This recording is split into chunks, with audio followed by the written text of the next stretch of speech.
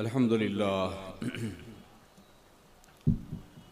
अल्हम्दुलिल्लाहिल्लज़ी फ़द्दल सय्यदना व मौलाना मुहम्मदन सल्लल्लाहु तआला अलैहि वसल्लम अलल आलमीन जमीआ व अक़ामहु यौमल क़ियामति लिल मुज़निबीन अल मुतलव्विसीन अल ख़त्ताईन अल हालिकीन शफ़ीआ फ़सल्लल्लाहु तआला अलैहि व अला कुल्लि मन हुवा महबूबुम मर्दियुन लदैहि सलातन तबक़ा व तदूम बिदवामिल मलिकिल हय्यिल क़य्यूम व नशहदु अल्ला इलाहा इल्लल्लाहु वहदहु ला शरीका लह व नशहदु अन्न सय्यदना व मौलाना मुहम्मदन अब्दुहु व रसूलुहु अम्मा बाद फ़अऊज़ु बिल्लाहि मिनश शैतानिर रजीम बिस्मिल्लाहिर रहमानिर रहीम इन्नद्दीन इंदल्लाहिल इस्लाम सदक़ल्लाहुल अलीयुल अज़ीम। अमीर सुन्नी दावत इस्लामी दाइए कबीर हज़रत अल्लामा शाकिर साहब नूरी रज़वी मुबल्लिगीन सुन्नी दावत इस्लामी हाज़िरीन इज्तिमा अस्सलामु अलैकुम वरहमतुल्लाहि वबरकातुहू। मेरा जो उन्वान था वो कुछ इस तरह था कि आज के दौर में जो चैलेंजेस हम फेस कर रहे हैं और उस हवाले से हमारी जिम्मेदारियां क्या हैं, इस पे गुफ्तगू की जाए। ये उन्वान इतना वसी है कि इसके लिए यकीनन ये वक्त नाकाफ़ी है। अलबत्ता मैं जब यहाँ आ रहा था तो एक नौजवान जी होश बावक़ार मुबल्लिग़ सुन्नी दावत इस्लामी जनाब शाहिद मियाँ ने बताया था कि आज के दौर का एक बड़ा अलमिया ये भी है हमारे सामने कि हमारी पूरी कौम इल्मी पसमादगी से दो चार है और उसके अंदर कोई ऐसी तहरीक भी नहीं पाई जाती कि जिसकी बुनियाद पर वो माशरे में बुलंद मकाम हासिल करने के लिए मज़ीद इल्म हासिल कर सके। एक कस्ल है, एक गफलत है, एक नींद है जिसमें सभी मुब्तला हैं। चंद अफराद की इनफरादी कोशिशें पूरी कौम का नसीबा नहीं बदल सकती जब तक कि पूरी कौम किसी काम के लिए तैयार न हो जाए। ये एक चैलेंज है हमारे सामने, मगर इसके अलावा भी बहुत से मसाइल हैं जिन्हें आज हम फेस कर रहे हैं, घिरे हुए हैं। 21वीं सदी के आगाज से पहले ये नारा दिया गया था कि 21वीं सदी में न्यू वर्ल्ड ऑर्डर के जरिए से हम दुनिया की किस्मतों को संवार सकेंगे, एक नया निज़ाम देंगे, एक नई फिक्र देंगे। बड़ा शोहरा था इसका और उसके बाद ये सदी दाखिल हो गई। हम लोग भी मुंतज़िर थे कि देखिए न्यू वर्ल्ड ऑर्डर के पेट से क्या पैदा होता है, और फिर हमने देखा कि जो कुछ पैदा हुआ वो तबाही और बर्बादी के अलावा कुछ नहीं था।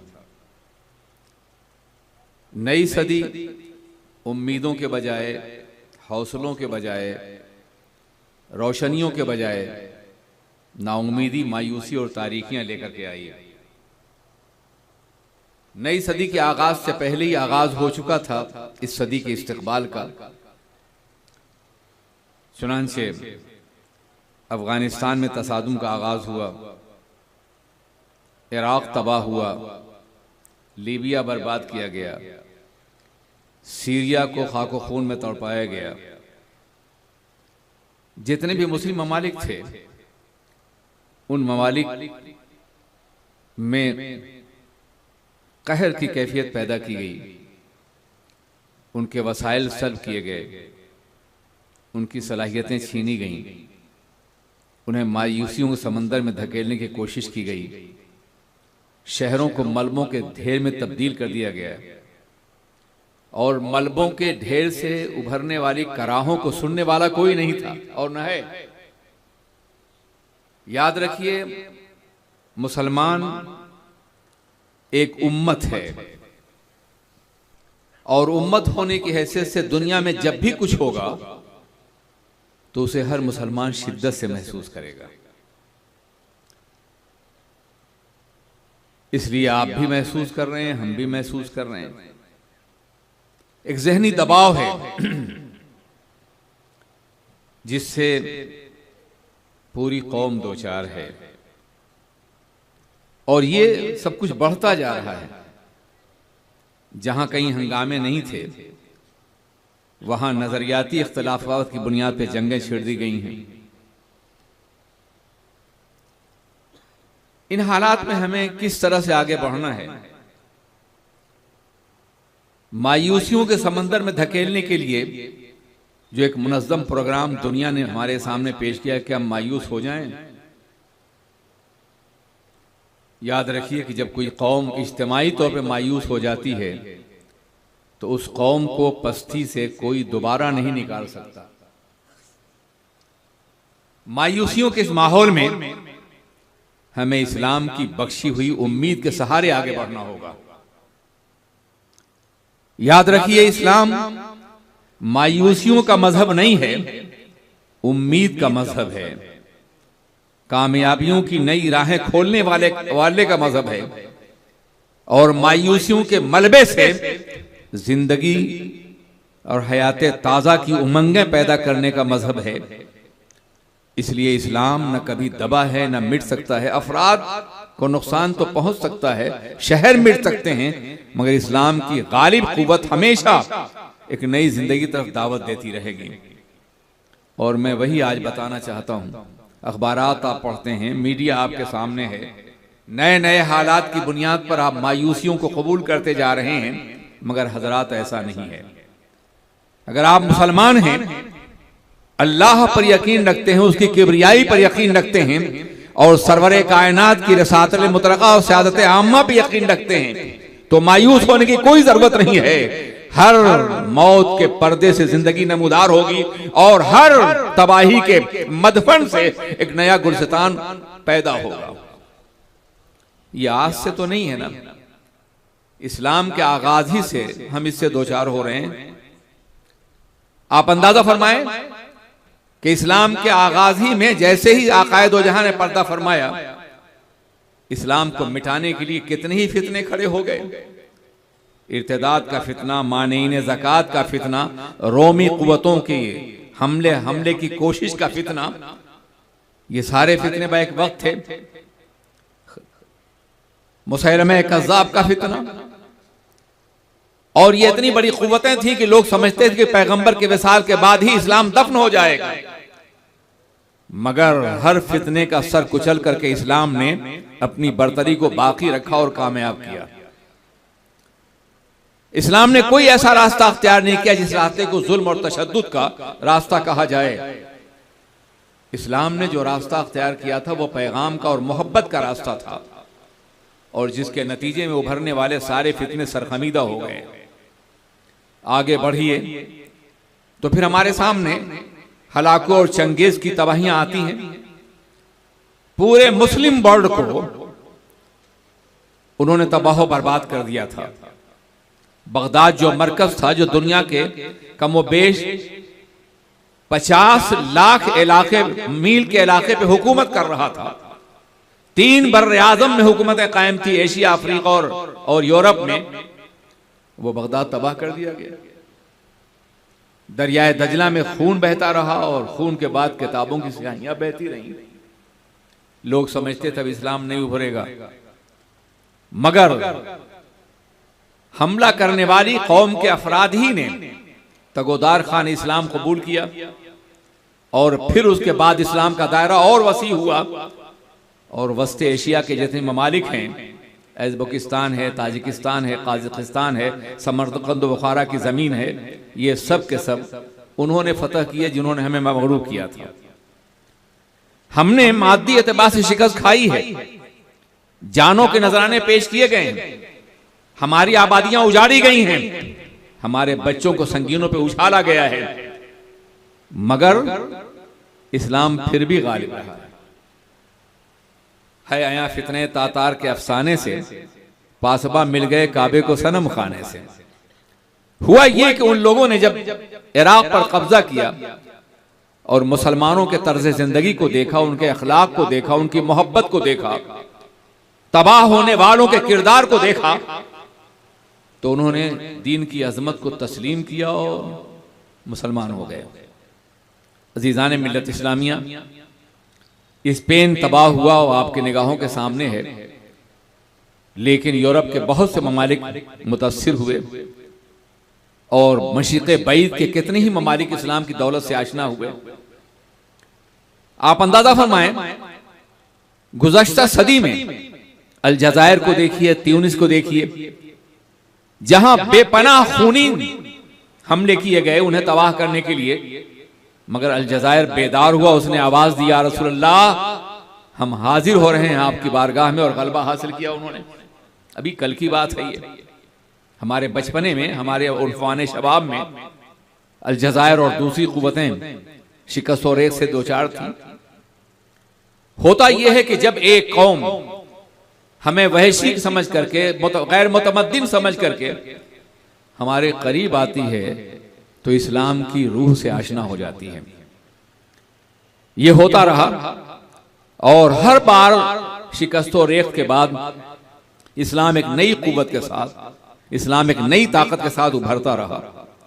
आज भी जो कुछ हो रहा है, मायूस होने की जरूरत नहीं है। मुझे उम्मीद है कि इंशाअल्लाह शिकस्त और रेत के बाद फिर आप सबनेंगे और कामयाबी से हम कनार होंगे।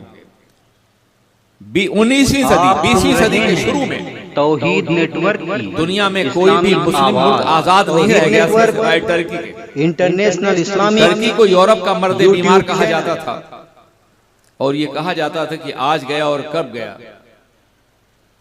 लेकिन आपने देखा कि दूसरी जंग अजीम हुई और दूसरी जंग अजीम में गालिब कुव्वतों ने आपस में जंग करने के बाद खुद को मजबूर महसूस किया कि 57 कंट्रीज को आजाद कर दें।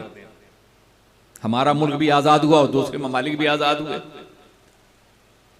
आज आप देख रहे हैं कि दुनिया के नक्शे पे कमोबेश बेदार न सही, कमजोर सही, मगलूब सही, लेकिन 57 कंट्रीज तो हैं ना जो मुसलमानों के नाम से जानी जाती हैं।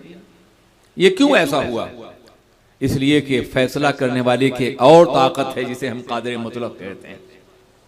जमाना जितनी ही मुखालफत क्यों न करे, दबाव कितना ही बढ़े, अगर हमारा भरोसा अल्लाह पर है और सरवरे कायनात की नबूवत पर है, तो कामयाबी हमारा मुकद्दर होगी और हमें कभी शिकस्त नहीं होगी। हमें मायूसी से निकलना है। लेकिन उस जमाने में शिबली ने कहा था कि मराकश जा चुका, फारस गया, अब देखना यह है कि जीता है ये टर्की का मरीज सख्त जहां कब तक। इकबाल ने कहा था कि अगर उस्मानियों पर कोहे गम टूटा तो क्या गम है कि खूने 100,000 अंजुम से होती है सहर पैदा। जब कई लाख सितारे डूबते हैं तब आफताब जलवागर होता है, तब सूरज सामने आता है। होने दीजिए जो कुछ हो रहा है। और क्या आप ये समझते हैं कि मुसलमानों ने दोबारा अपने ममालिक को जंग करके आजाद किया है? 20वीं सदी के आगाज से लेकर के और 20वीं सदी के दरमियान तक, 50s तक, 1950s तक, क्या मुसलमानों ने कहीं जंग की है, तलवार उठाई है? वल्लाही लजीम ऐसा कहीं नहीं है। बल्कि जो भी कामयाबी मिली है इस्लाम की सदाकत की बुनियाद पर मिली है, इस्लाम की हक्कानियत की बुनियाद पर मिली है। कहीं भी जंग की जरूरत नहीं है, तुम्हें मुसलमान बनना है।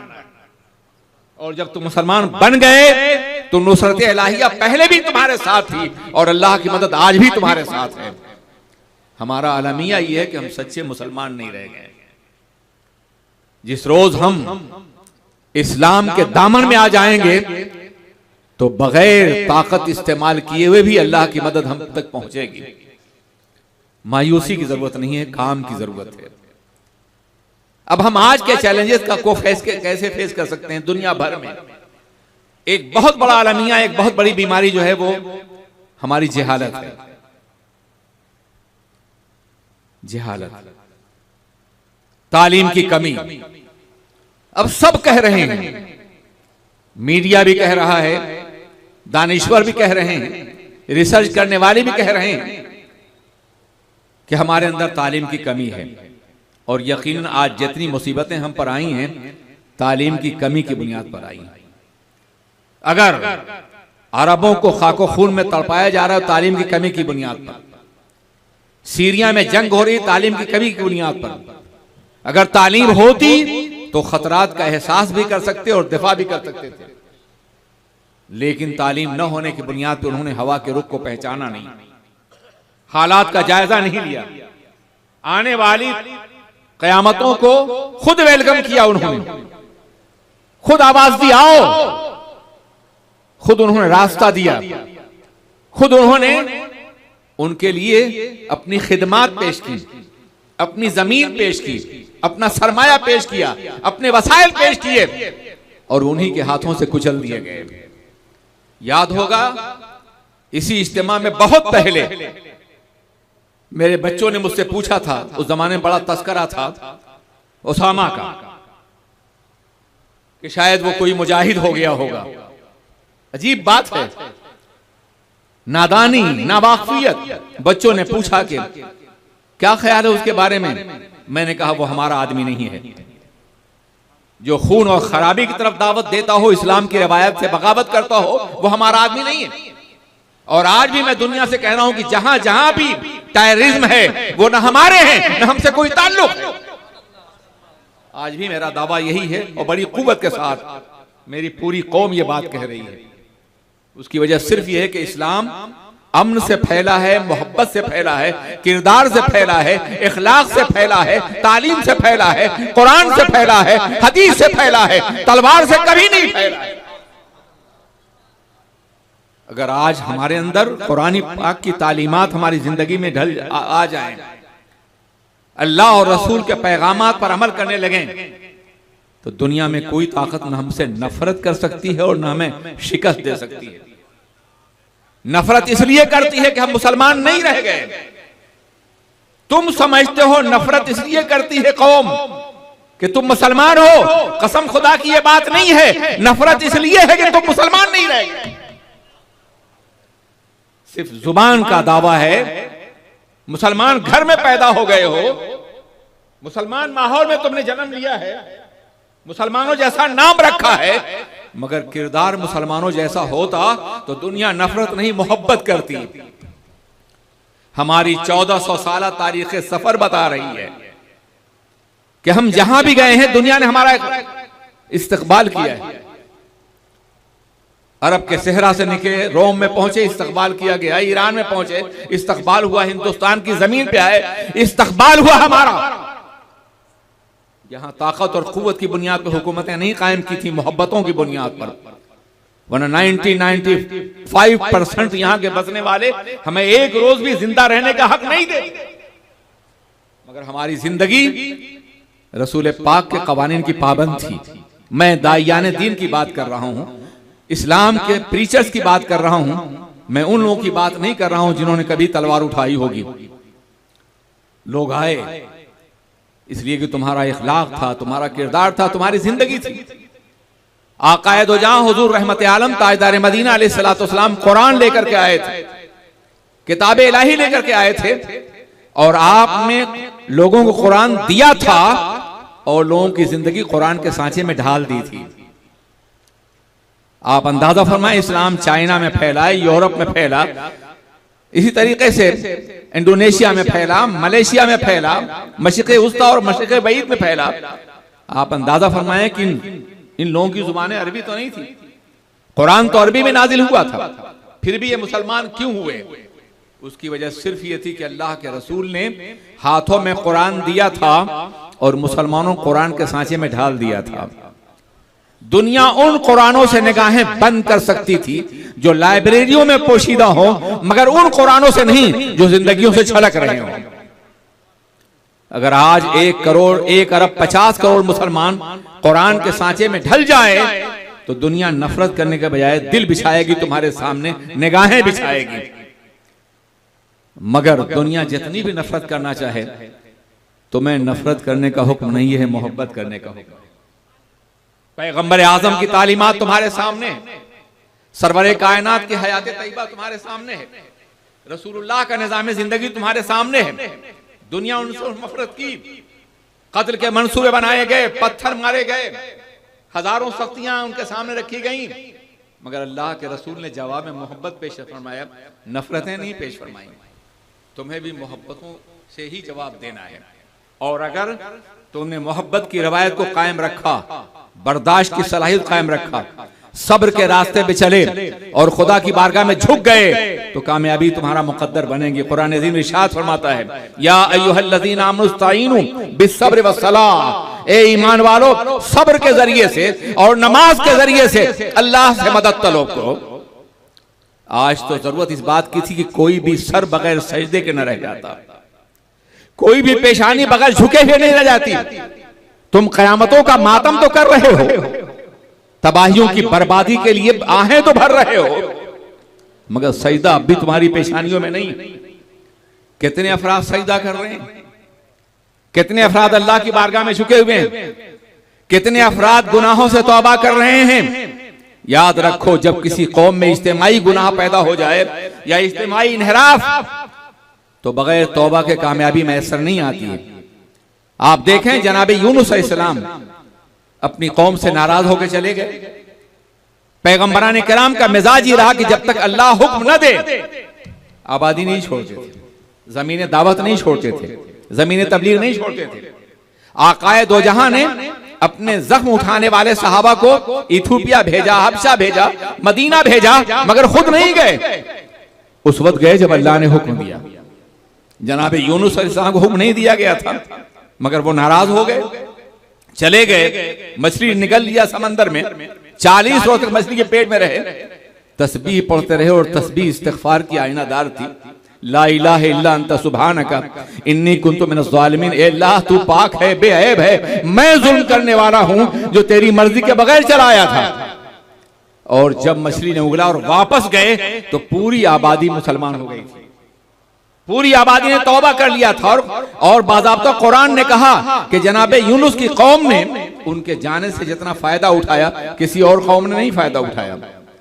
इसलिए अगर दावत को कबूल करो और अल्लाह की बारगाह में झुक जाओ तो अल्लाह तुम्हारा साथ होगा, तुम्हारा साथ देगा। याद रखो, एक और बात मैं बताना चाहता हूं जो शायद आप महसूस नहीं कर रहे हो, मैं महसूस कर रहा हूं। कभी कभी आता हूं, देखता हूं, अखबारात पढ़ता हूं, मीडिया का मुताला करता हूं, बाहर से भी देखता हूं। जानते हो क्या है? हिंदुस्तान दुनिया की सबसे बड़ी जमहूरियत, the biggest democratic country of the world, सबसे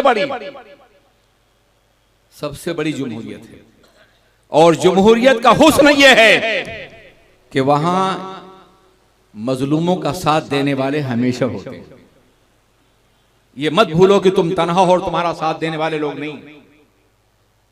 मुमकिन है कि थोड़ी सी नफरतें कहीं मिल रही हो, हालात का दबाव तुम्हें परेशान कर रहा हो, मगर यहां का तालीम याफ्ता तबका, बाशऊर तबका, ज़हीन तबका आज भी तुम्हारे साथ है, बशर्ते कि तुम खुद को बदलने के लिए तैयार हो जाओ। जमहूरियत हमेशा कामयाब रहती है इंसानों के अमन और पुरसुकून माहौल में। अगर अपने मुल्क को जमहूरी रखना है, इस कौम को, तो अमन का माहौल पैदा करना होगा।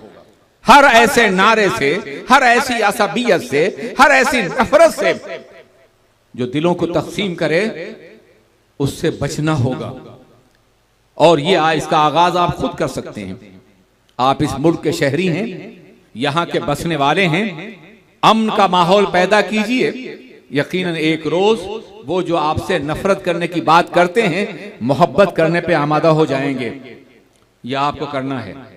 सहाबे किराम की जिंदगी आपके सामने है, पैगंबरान किराम का अमल आपके सामने है। हर दौर के पैगंबरान किराम ऐसे दौर में तशरीफ लाए कि जमाना उनके साथ नहीं था।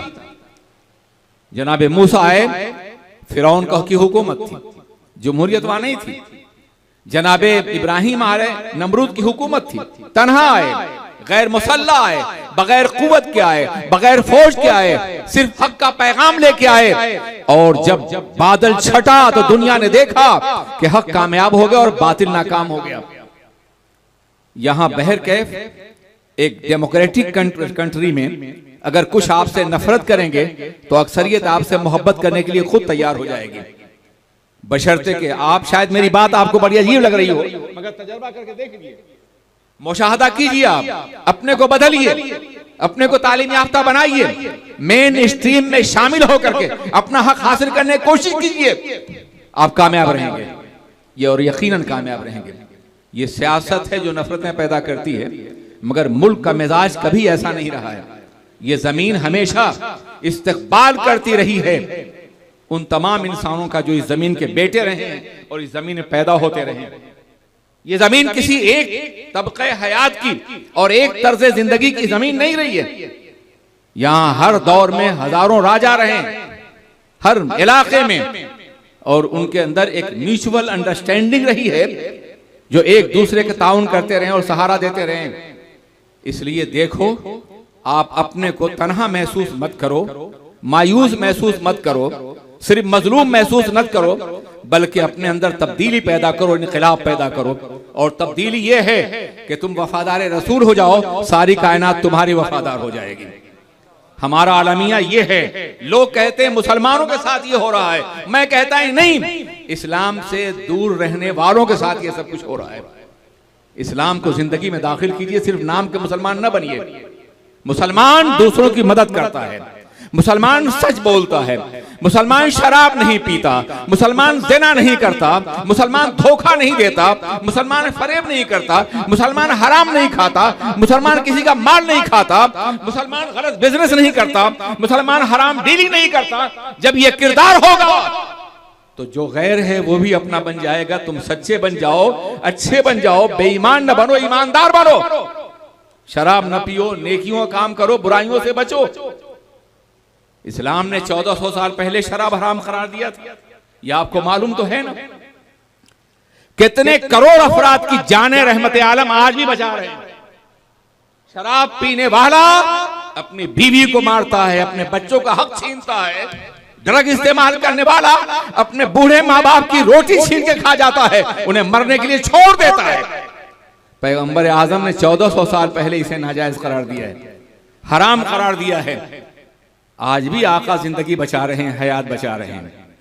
आज आप चीख रहे हो शराब बंदी होनी चाहिए, हर बंदी से पहले शराब बंदी होनी चाहिए, लेकिन औरतें मर रही हैं। यानी जिन जगहों में शराबबंदी की तहरीक की गई, औरतें फ्रंट लाइन पर साथ देती हुई नजर आ रही हैं। ये पैगंबर आजम की तालीमात है या नहीं? आज बाज़ाब्ता इस्मत दरी की जा रही है। गैंग रेप का बाज़ाब्ता मुसलसल वाकया कहीं ना कहीं पेश आ रहा है। इस्लाम ने ज़िना को हराम कर दिया। एक मुसलमान सोच भी नहीं सकता है कि वो किसी बच्ची के साथ ज़िना करे, और उसकी वजह कोई अपनी बहन के साथ तो ज़िना नहीं करेगा ना। हर बच्ची आदम की बेटी है या नहीं है? खा वो मुस्लिम की बेटी हो या गैर मुस्लिम की बेटी हो, वो तुम्हारी बहन है या नहीं है? कौन ऐसा बेगैरत होगा जो अपनी बहन के ऊपर गलत निगाह उठाने की कोशिश करे? अपना किरदार संभालो। बेईमानी कितनी बुरी बात है। कुरान अजीम फरमाता है वो औफू बिल उक़ूद, मुआहदों की पाबंदी करो, वादों की पाबंदी करो। तुम एग्रीमेंट कैसा भी करो, बिजनेस का करो, कारोबार का करो, उसकी पाबंदी करो। अगर तुमने ऐसा नहीं किया तो कुरान की मुखालफत कर रहे हो। एक बेहतरीन मुसलमान दुनिया का बेहतरीन शहरी है, बेहतरीन शहरी, इसलिए कि इस्लाम शहरियत का मजहब है, तहजीब का मजहब है, तमद्दुन का मजहब है। अब जो बात मैं करना चाहता हूं वो आखिरी है, हालांकि बहुत वसी मौजू है, मुझे तज़िया करना था और पहले भी इन मौजूआत पे गुफ्तगू में कर चुका हूं, और वो है आपकी तालीम का मसला। हजरत अल्लामा ने तरबियत के हवाले से बात की है। तरबियत की कमी तो है मगर तालीम भी तो नहीं है भाई। कॉलेज जाओगे तब तो बेराहवी बढ़ेगी, स्कूलों में कहीं नजर आओगे तब तो गलत काम करोगे। यार तुम तो नजर ही नहीं आ रहे हो। मैं गुजरता हूं रोजाना, रात को जलसे के बाद देखता हूं, रात के 2 बजे 3 बजे तुम ताश खेल रहे हो, अपनी गलियों में बैठे हुए हो, गंदी गलियों में बैठे हुए हो, चाय चल रही है। अरे जालिम, जब तू रात भर जागेगा तो सुबह अपने बच्चे को स्कूल कैसे ले जाएगा? अपने बच्चों के लिए कमा के खिलाएगा कैसे? ये क्यों हो रहा है आखिर हमारे माशरे में?